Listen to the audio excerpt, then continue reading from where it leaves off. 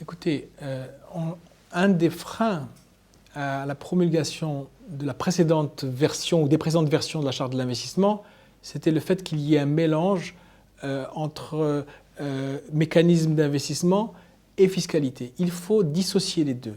Il faut que chacun joue son rôle.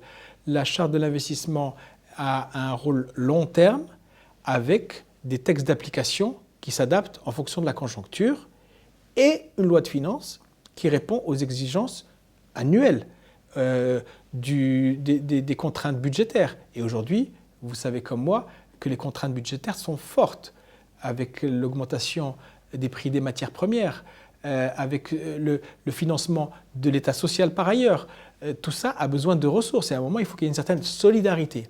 Et la solidarité, elle vient effectivement des entreprises qui gagnent beaucoup d'argent et on leur souhaite de gagner encore beaucoup plus d'argent. Et on va les aider à gagner encore beaucoup plus d'argent. Il faut juste qu'ils soient solidaires à un moment où le gouvernement a besoin d'une meilleure répartition, d'une meilleure équité de ces richesses-là et pour répondre à l'état social souhaité par notre souverain.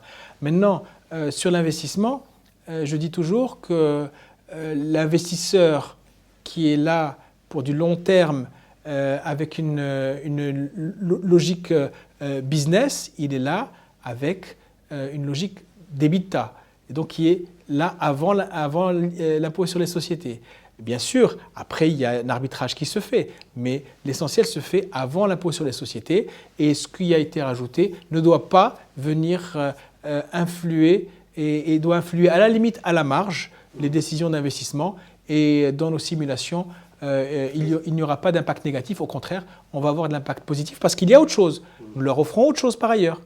Et bien entendu, c'est le package Maroc qui est offert aussi bien à l'investissement marocain qu'à l'investisseur étranger. Et donc il faut prendre tout le package marocain avec tout ce qu'il offre, à savoir la stabilité, à savoir une population jeune, à savoir des infrastructures, à savoir une énergie verte disponible à bas coût. Et j'en passe. Donc c'est le package qu'on offre. Est-ce que vous n'êtes pas sensible, en tant que ministre chargé de l'investissement, à la stabilité fiscale? Parce qu'on a l'impression que la fiscalité au Maroc change tous les ans. Je n'ai pas le sentiment qu'elle change tous les ans. J'ai le sentiment qu'aujourd'hui, le monde n'est plus stable. Et donc face à cette stabilité et à ces évolutions, il est évident qu'il y ait des ajustements. Mais ce sont des ajustements. On n'est pas en train de faire des virages à 180. On fait des ajustements temporaires en plus. Parce qu'il faut traverser cette crise, il faut traverser ces difficultés et il faut répondre à tous nos programmes sociaux qui sont la priorité de ce gouvernement. Il y a d'autres mesures fiscales dans le projet de loi de finances 2023 qui sont assez décriées par les investisseurs. Un, c'est la fin du régime dérogatoire réservé à Casablanca Finance City et la fin aussi du régime dérogatoire réservé aux zones d'accélération industrielle. Alors là encore, certains observateurs, y compris parmi la CGM, parmi le patronat marocain, ils disent que ces mesures risquent non seulement de freiner la machine de l'investissement, mais de réduire l'attractivité du Maroc auprès des investisseurs internationaux. Écoutez, sur ce sujet très sensible, il y a un équilibre habile à maintenir entre ce que nous voulons, ce que nous pouvons et ce que nous devons. À savoir, nous voulons attirer les investisseurs, les organismes internationaux nous regardent et nous mettent dans certaines listes en fonction parfois même de certains desiderata. Et puis il y a aussi les contraintes du moment dont je vous parlais tout à l'heure.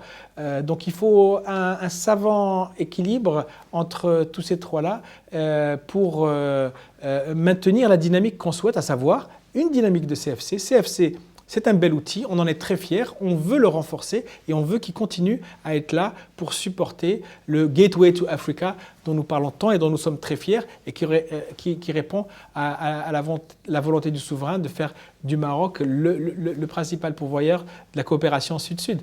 C'est évident. Et sur les zones d'accélération industrielle, là aussi, il faut répondre aux exigences des pressions européennes et autres, de l'OMC, qui nous mettent de la pression pour équilibrer certains. Et c'est ce que nous sommes en train de faire. Et je crois qu'on va arriver à une fiscalité qui répond à ces différentes exigences et à ce qu'on peut, ce qu'on doit et ce qu'on veut.